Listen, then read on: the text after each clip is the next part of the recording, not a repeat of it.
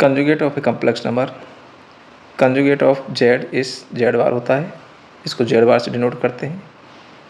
Late Z is equal to A plus iota B, तो Z bar क्या हो जाएगा, इसका कंजुगेट क्या हो जाएगा, यानी आयोटा का साइन बदल जाता है, ये इसका जेड बार हो गया। इसकी प्रॉपर्टी देख ले, अगर Z1 और Z2 पूरे का कंजुगेट है तो Z1 बार इंटू Z2 बार के इक्वल होता है। ऐसा भी हो सकता है कि Z1 अपॉन Z2 निकाल के बाहर निकाले, तो इसको ऐसे लिख सकते हैं Z1 बार अपॉन Z2 बार, Z2 की वैल्यू 0 नहीं होनी चाहिए। Z is equal to A plus iota B, इसका आपको मॉडुलस निकालना है।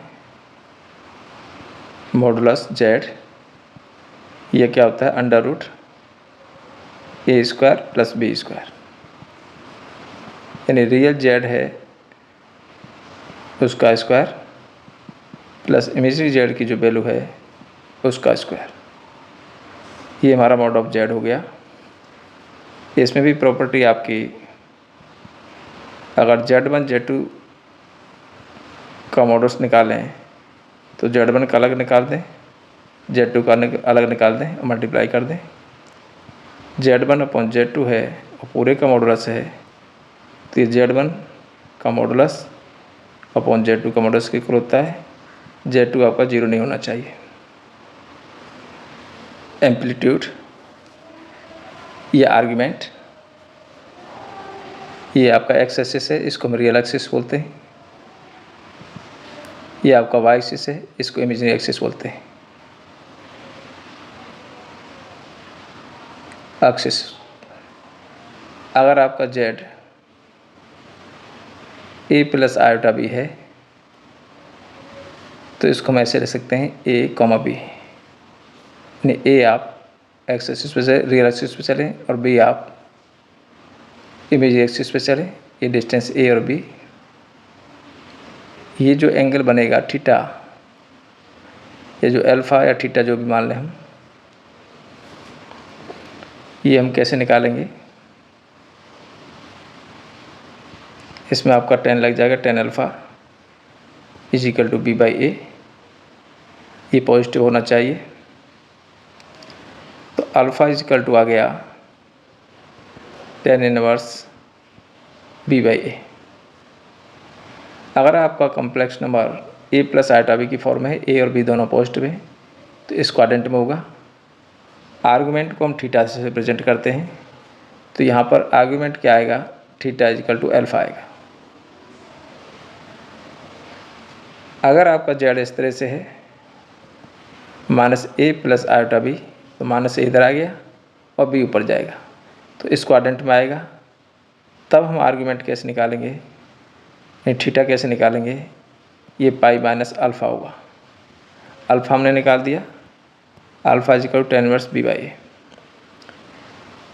अगर आपका जेड इस तरह से है minus A minus iota B, तो इस थर्ड क्वाड्रेंट में आ गया। यहाँ पर आर्गूमेंट कैसे निकलेगा, माइनस पाई माइनस अल्फ़ा। अगर जेड आपका ऐसा है ए माइनस आयोटा बी, तो आर्गूमेंट निकलता है माइनस अल्फ़ा। तो जिस फॉर्म में होगा, किस क्वाड्रेंट में आ रहा है, उसी के हिसाब से उसका आर्गूमेंट निकलेगा। देखिए क्वेश्चन देखिए, Z is equal to 1 plus root 3 iota, modulus निकालना है और आर्गूमेंट निकालना है। तो इसका मॉडुलस निकल जाएगा रियल पार्ट का स्क्वायर, रियल वैल्यू 1 है, 1 का square plus imaginary part B है रूट 3 का स्क्वायर, तो ये गया 1 प्लस 3 4 हो गया, 4 का आ गया 2। आर्गूमेंट थीटा निकालेंगे, तो देखो आर्गूमेंट हम कैसे निकालते हैं, ए प्लस 1 प्लस रूट 3 आयोटा, यानी इस क्वाड्रेंट में है, ए और बी दोनों पॉजिटिव हैं, तो थीटा आपका अल्फ़ा के इक्वल होगा। और अल्फ़ा निकालते हैं 10 alpha is equal to b upon a, तो यहाँ होता है 10 alpha is equal to b by a. B यहाँ पर रूट 3 है और ए है 1, तो ये वैल्यू रूट 3 आ जाएगी। तो 10 अल्फ़ा इज इक्वल टू, ये 10 में वैल्यू होती है 60 की, इसको 10π/3 बोलते हैं। तो अल्फ़ा की वैल्यू होगी π/3। तो यहाँ से थीटा है अल्फ़ा, तो आर्गुमेंट हो गया π/3। तो इस तरह से हम आर्गुमेंट निकालेंगे और मॉडुलस निकालेंगे। देखिए नेक्स्ट क्वेश्चन देखिए, z = -1 + √3 आयोटा। ये आपके सेकंड क्वाड्रेंट में आ गया। सेकंड में π-α होता है थीटा आर्गुमेंट। पहले इसका मॉडुलस निकाल देते हैं। Mod of z real part का स्क्वायर प्लस इमेजिनरी पार्ट का स्क्वायर। 1 हो जाएगा, ये 3 हो जाएगा, 4 हो गया, 4 का 2 आ गया। tan α निकाल लेते हैं। tan α = होता है b/a। b यहाँ पर क्या है, √3, a है -1, तो ये √3 हो गया। tan α = 10 में वैल्यू 60 की वैल्यू होती है π/3 की, तो यहाँ से अल्फ़ा आ गया आपका π/3।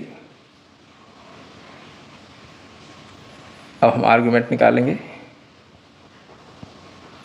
आर्गुमेंट थीटा = π-α होता है। π - π/3 सॉल्व कर दो, 3π - π, तो ये आ गया 2π/3। तो इसका आर्गुमेंट हो गया 2π/3। देखिए नेक्स्ट क्वेश्चन देखिए, z = -1 - √3 iota. Find modulus and argument. Mod निकाल दो। रियल पार्ट का स्क्वायर -1 का स्क्वायर 1 हो जाएगा, -√3 का स्क्वायर 3 हो जाएगा, ये √4 हो गया, 2 आ गया। आर्गुमेंट निकालेंगे। ये आपका थर्ड क्वाड्रेंट में है, -a - आयोटा b फॉर्म का है। तो आर्गुमेंट थीटा क्या आएगा, -π - α आएगा। पहले हम अल्फ़ा निकाल लेते हैं। तो tan α = होता है b/a। b का वैल्यू कितना है, -√3, a का वैल्यू -1, तो ये √3 आ गया। तो tan α = हो गया 10π/3 की वैल्यू, तो यहाँ से अल्फ़ा = आ गया π/3। तो आर्गुमेंट कितना हो जाएगा, आर्गुमेंट को थीटा से रिप्रेजेंट करते हैं। थीटा = -π - α -π - α है π/3, तो ये जाएगी -2π/3। मैंने एक ही क्वेश्चन में साइन चेंज करके अलग अलग क्वाड्रेंट में लेके आपको बता रहा हूँ।